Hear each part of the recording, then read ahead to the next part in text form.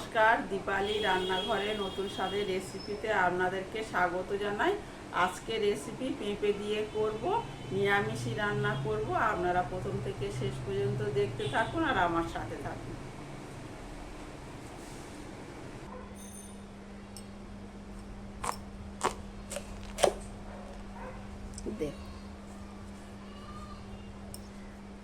পেঁপে আমি পুরোটাই দেব না, এই ছোট দিকটায় দিয়ে দেব। দেখুন, এই ভিতরের এই দানার দিকগুলো আমি পরিষ্কার করে কেটে নেব, এইগুলো ফেলে দেব। দিয়ে এই রকম করে টুকরো টুকরো করে কেটে নেব, এই রকম করে কেটে নেব। আলুগুলো আমি একইভাবে কেটে নেব, পেঁপের মতোই করে টুকরো করে আলু কেটে নেব। এখানে পেঁপের তরকারিটা করতে নিরামিষ তরকারি, তো তার জন্য আমি এখানে 100 গ্রাম মুগ ডাল ভিজিয়ে রেখেছি। এখানে তরকারি করার আগে থেকে একটু ভিজিয়ে রাখলে সিদ্ধ তাড়াতাড়ি হয়ে যাবে। কড়াইতে প্রথমে সর্ষের তেল দিয়েছি, দিয়ে দেব পরিমাণ মতো লবণ, দিয়ে দেব হাফ চামচ হলুদ গুঁড়ো, দিয়ে আমি আগে পেঁপেগুলো ভালো করে ভেজে নেব।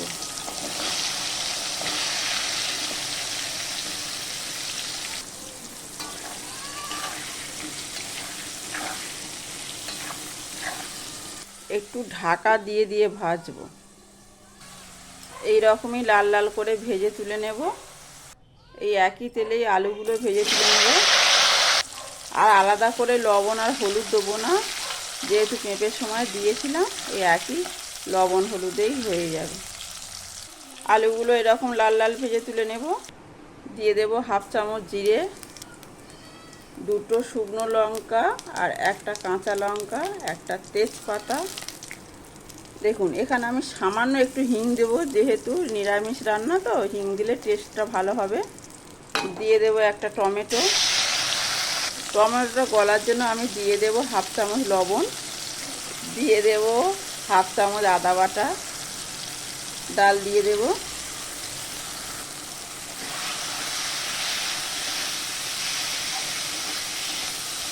ডালটা একটু ভেজে নেব, যেহেতু আমি আগে ভাজিনি তো, কাঁচা অবস্থায় ভিজিয়ে রেখেছিলাম, এখন একটু ভেজে নেব। আপনারা পারলে কিন্তু আগে ডালটা ভেজে ভিজিয়ে দেবেন।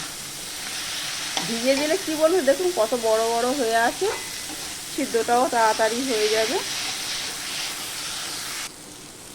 ভেজে রাখা পেঁপে আলু দিয়ে দেব,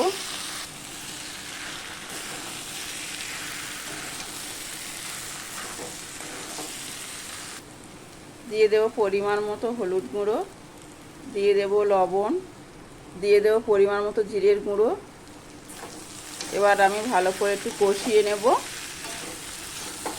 দিয়ে দেব পরিমাণ মতো জল, ঢাকা দিয়ে দেব। দিয়ে দেব হাফ চামচ চিনি, এটা চিনিটা গুঁড়ো করে নিয়েছি, আপনারা এমনি চিনিও দিতে পারেন। দিয়ে দেব হাফ চামচ গরম মশলার গুঁড়ো,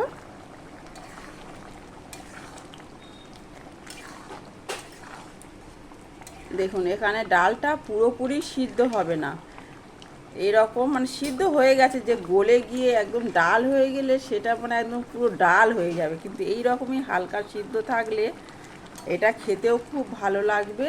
এটা সবার সাথেও খাওয়া যাবে, আপনার গরম গরম ভাতের সাথে বলুন, রুটি লুচি পরোটা যার সাথেই খাবেন ভালো লাগবে। আর এই সামনে তো ষষ্ঠী আসছে, দুর্গা ষষ্ঠী, অনেকে তো দুর্গা ষষ্ঠী উপোস করে, নিরামিষ খায়।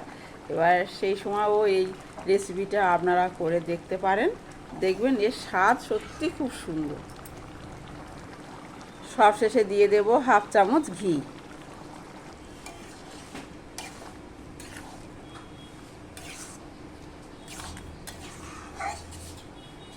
2 মিনিটের জন্য একটু ঢাকা দিয়ে রাখবো।